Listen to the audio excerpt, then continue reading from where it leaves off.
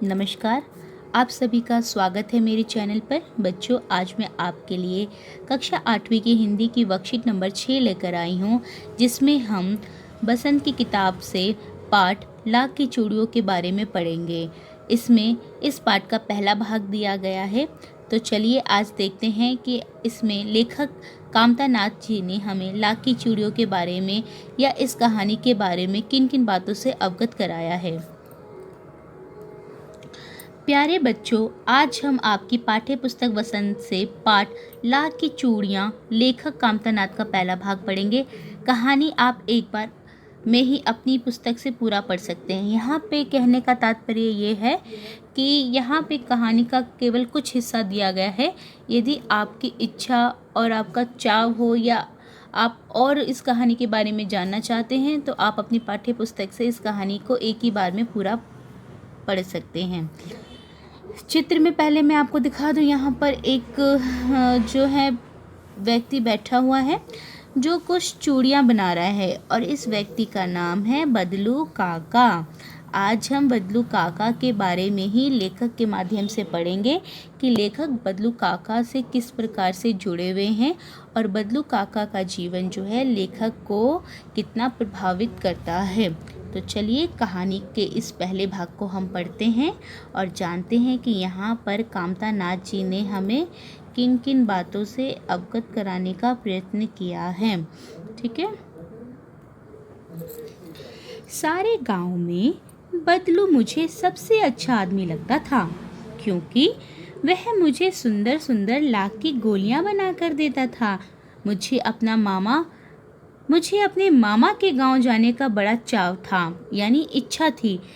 यही था कि जब मैं वहां से लौटता था तो मेरे पास ढेर सारी गोलियां होती थी, रंग बिरंगी गोलियां जो किसी भी बच्चों का मन मोह ले। देखिए, अभी तो आपके पास खेलने के लिए बहुत सारे टॉयज़ होते हैं, ठीक है, पर पहले के समय में ज़रूरी नहीं खिलौने ही हो। खिलौने होते थे, वो भी किसी किसी बच्चे के पास। तो बच्चों के पास खेलने के कुछ दूसरे साधन होते थे, जैसे कुछ भी लकड़ी का टुकड़ा मिल गया, उससे बच्चों ने अपनी खुशी जाहिर करके गेम खेल लिया। ठीक है, जैसे गुल्ली डंडा बच्चे खेलते थे, कंचे खेलते थे। ठीक है, आज गलियों में कंचे बहुत कम बच्चे देखे जाते खेलते हुए, क्योंकि आज के बच्चे क्या करते हैं, केवल फ़ोन पे लगे रहते हैं। वो अपने मित्रों के साथ ज़्यादा समय बाहर भी नहीं गुजारते, गार्डन में भी नहीं गुजारते कि वो जाके प्ले ग्राउंड में तरह तरह के गेम खेले जिनसे उनकी शारीरिक जो है क्षमता का विकास हो। ठीक है, उनकी शारीरिक वृद्धि हो। बच्चे क्या है, आज फ़ोन चलाना ज़्यादा पसंद करते हैं। ठीक है, फ़ोन पे उपलब्ध जो गेम्स हैं उनको खेलना पसंद करते हैं, लेकिन अपनी शारीरिक कसरत वाला जो गेम है बहुत कम करते हैं। ठीक है, तो यहाँ पर जो लेखक ने बताया कि जब मैं अपने मामा के घर जाता था तो एक बदलू काका नाम का कोई व्यक्ति था जिसके पास मैं बैठता था। तो वो सुंदर सुंदर लाख की क्या देते थे, ये गोलियाँ बना के देते थे कंचों की आकार में। ठीक है, जो लेखक को बहुत पसंद आती थी। और वो गोलियाँ कैसी थी, रंग बिरंगी। और आपको पता है छोटे छोटे बच्चों को रंग बिरंगी चीज़ें तो बहुत पसंद आती है। ठीक है, आगे बढ़ते हैं बच्चों। अब देखते हैं इसमें लेखक ने हमें और क्या बात बताई है।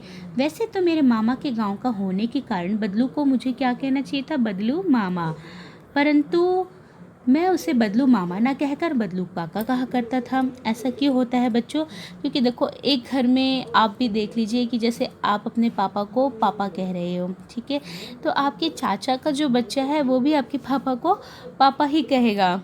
ठीक है, बड़े पापा कह जाएगा। ये बात सही है, परंतु यदि आप क्या है, आप अपने चाचा को चाचा कह रहे हो तो उनका जो बच्चा है कई हद तक वो भी अपने क्या कहते हैं पापा को चाचा कहने लगता है, पापा नहीं कहता है। ऐसा होता होगा, आपने कई बार देखा होगा बच्चे। ठीक है, कहने का मतलब आप समझ ही गए होंगे। आगे बढ़ते हैं। जैसा कि गांव के सभी बच्चे उससे कहा करते थे, यानी जिस प्रकार से गांव के सभी बच्चे उसे काका काका कहते थे, तो जो लेखक था वो उसे मामा ना कह के क्या कहते थे, काका ही कहते थे। बदलू के मकान के सामने बड़ा सा सहन था जिसमें एक पुराना नीम का वृक्ष लगा था। उसी के नीचे बैठकर बदलू अपना काम किया करता था, यानी वहीं पर उसने अपना छोटा सा काम जो था उसको खोल रखा था। बगल में भट्टी दहकती थी। भट्टी क्यों, लाख को पिघलाने के लिए बच्चों। ठीक है, जिसमें वह लाख पिघलाया करता।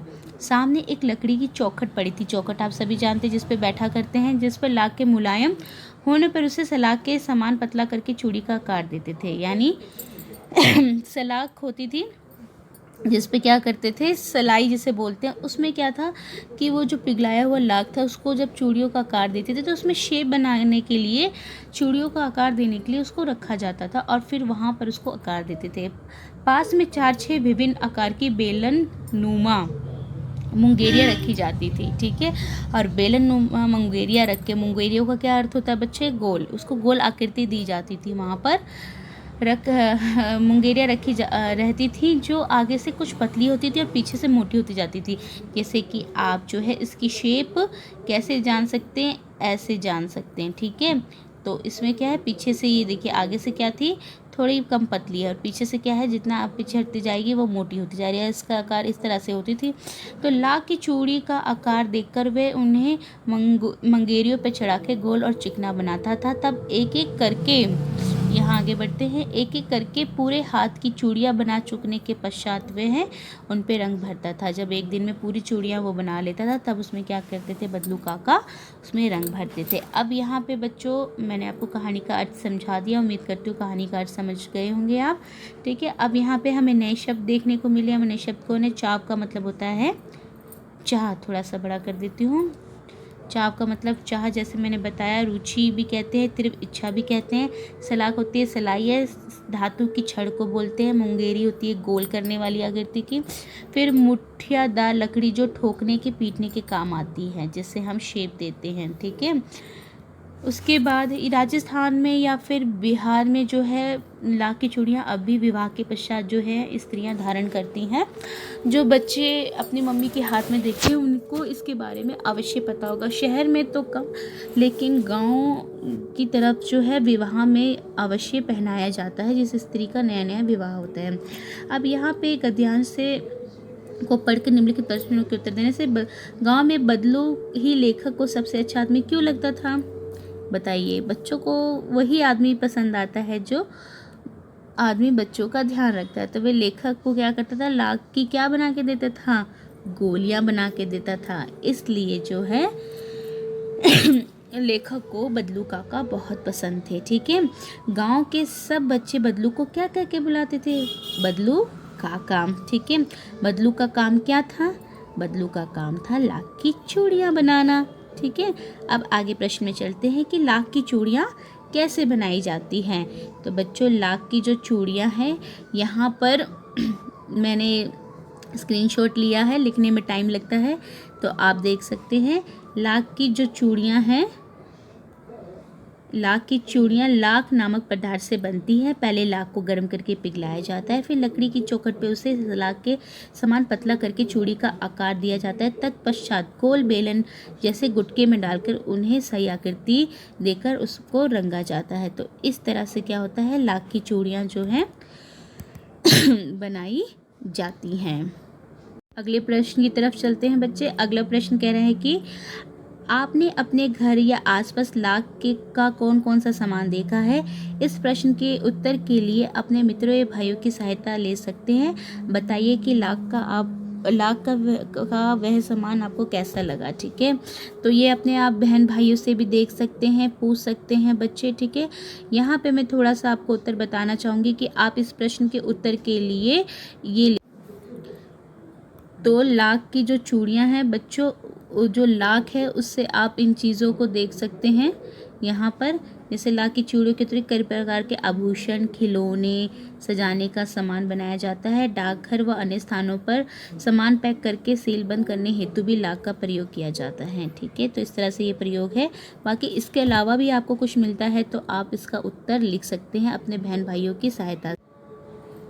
छठे नंबर का जो प्रश्न है बच्चों, वो बता रहा है कि एक गतिविधि आपको करनी है। और गतिविधि क्या है, आपकी माँ या घर की कोई अन्य महिला कैसी चूड़ियाँ पहनती है, आपको ध्यान देना है उस पर। यदि वे लाख से अलग धातु जैसे कांच या प्लास्टिक की चूड़ियाँ पहनती हैं तो उनसे पूछिए कि लाख की चूड़ियाँ कैसी होती हैं एवं वह उसे क्यों नहीं पहनती हैं। ठीक है, इसका रीज़न आप अपनी मम्मी से या फिर जो भी आपके घर में स्त्री हैं उनसे पूछेंगे। आप उनके लाख की चूड़ियाँ ना पहनने के कारण के बारे में भी जानेंगे। तो उस उत्तर को आप अपने दृष्टिकोण से पूछ कर लिखेंगे बच्चे। और प्रत्येक बच्चे का जो है अपना अलग उत्तर होगा। ठीक है, तो उम्मीद करती हूँ ये वीडियो जो है आपको पसंद आई होगी बच्चे। यहाँ पे मैंने इस अंश के सारे जो प्रश्न उत्तर आपको बता दिए हैं। कुछ उत्तर आप अपनी तरफ से भी दे सकते हैं यहाँ पे उसको कंबाइन करके। वीडियो देखने के लिए आप सभी का बहुत बहुत धन्यवाद। इस चैप्टर का जो है अगला हिस्सा हम अगली आने वाली वर्कशीट में ज़रूर लेकर आएंगे। और वीडियो पसंद आई हो तो प्लीज़ इसे लाइक कीजिएगा, चैनल को सब्सक्राइब कीजिएगा। अंत में आपका बहुत बहुत धन्यवाद।